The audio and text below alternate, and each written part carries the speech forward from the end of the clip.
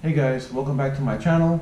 This is another fantastic video here of a rifle scope which I'm going to review and mount onto my this big bad boy out there. Hope this video finds you all well in this crazy pandemic. Hopefully it all goes away soon. So this video here I'm going to talk about this new Spitfire HD prism scope right over here. You can see that. This is the new scope here from the previous version of this was the SPR 1303. This is the SPR 300, a 2020 scope, revised. So it's you know, it's smaller and lighter, which I think is absolutely better than the other one, than the 1303. I'm not saying this is actually a better scope, you know, clarity-wise and to usage-wise, but it's definitely comparable to that scope. Improvements in many ways, especially in the size and the weight. So let's go first. This does include the battery here. It comes with the box. Mounting tool here. We're going to mount it on this bad boy back there. I'll go over this rifle as well too. My friend came here today. He's nice enough to let me borrow this for the video here. We're going to go to the range today, so we're going to go ahead and also use my awesome scope here. This is already pre-mounted, guys, to right on the AR-15. This is designed for the AR-15, so it mounts right on. It does come with a flat mount for like a rifle. Bolt action, sniper rifle or something like that, another application, AK-47. You can use that flat mount for that. But this here automatically comes with the AR-15. It's really designed for the AR-15, rifle, any kind of AR-15. So we'll be right back. We're gonna put the battery in now. Okay, yeah, I'm back. I just mounted this the battery comes with, which is the 2032. Battery, and you mount it right over here, and just take out the little circle there and just mount it right on. Very simple. This circle here comes right out and it holds the rubber pieces here, so when you use it, you can't really, I think the 1303 can actually remove those pop-up flaps. So these kind of dangle down when you're at the range there, and you have no, oh yeah, it's beautiful right there.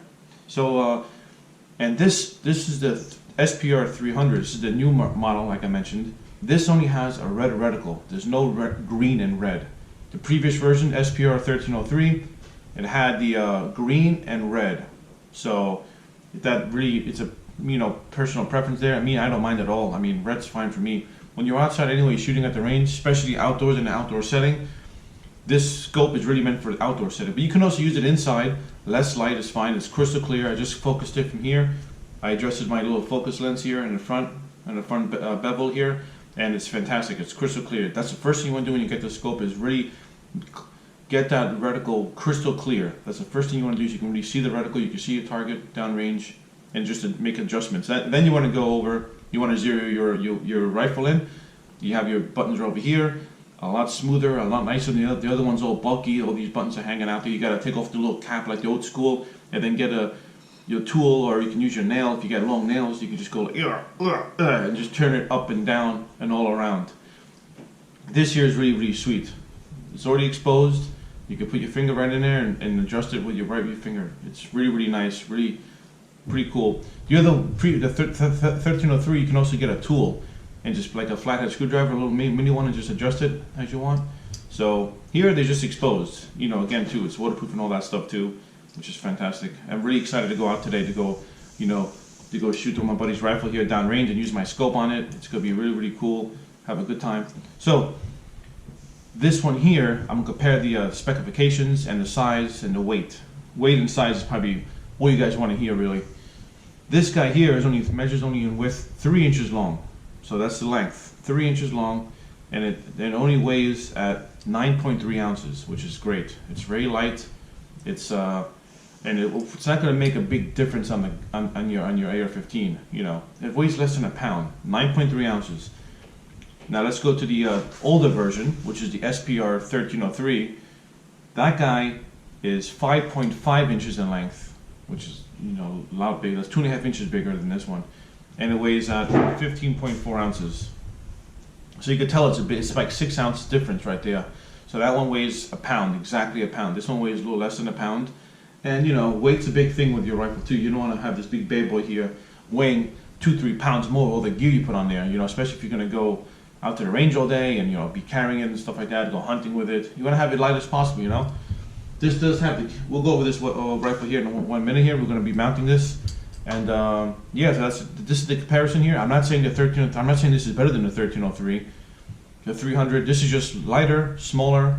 You know, so it's my preference is I like the less weight and smaller size.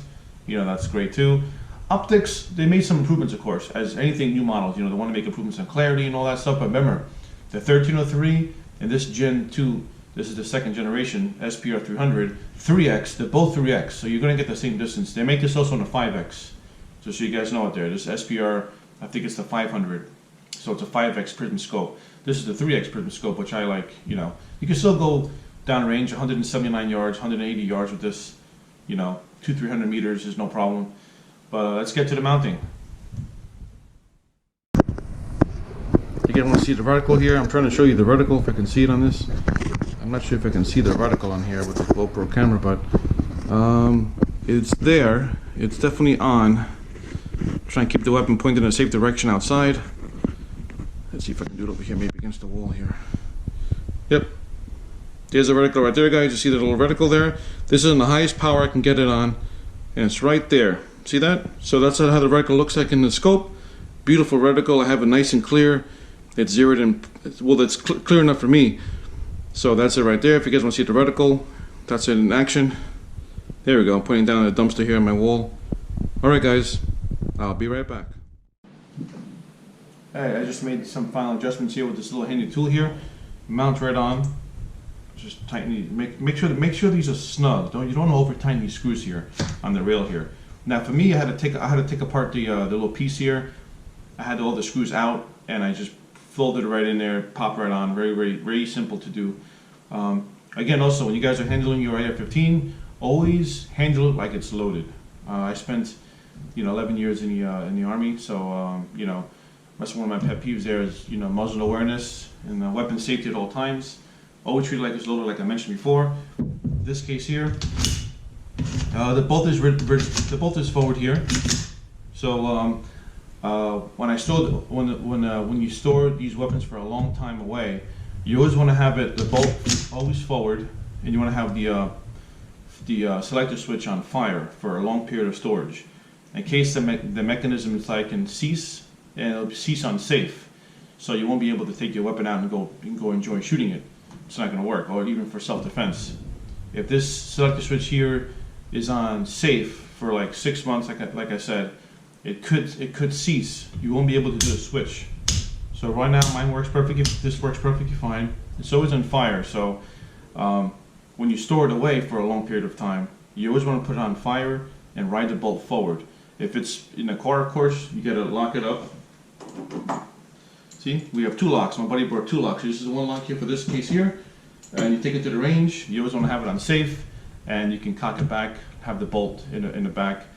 No ammo in the way, of course, too, either. As you see here, this is the key mod system here, which I love. Look at this nice, beautiful stainless steel barrel. Now this is all a BCM upper. It's a BCM bolt, and it's a BCM 16-inch barrel. So really nice stuff here. BCM makes this is my first time actually holding a BCM AR-15. So really cool. It's nice and light. As you see here, the nice stock here. I think it's Mac Pool. Very nice grip here, and I got the cool stickers here on there. You put there. Pretty cool. You dress up your. I think he got this on gunskins.com. So it's pretty cool. You can dress up your AR-15 like that. And again, this is the BCM upper with the key mod. The key mod looks pretty cool from the M-Lock. It's all about preference. I don't want to get into the key mod whole debate there, which is better. But I guess just from a regular shooter perspective, like just going out and having some fun as a hobby, I think the key mod is perfectly fine. M-Lock, you could throw your weapon around. I heard the M-Lock ones, they stay. All the accessories on your rifle stay on there. But if you're just going to use it not too much periodically, the key mod stuff is fine. A little bit cheaper too to buy the mods for it.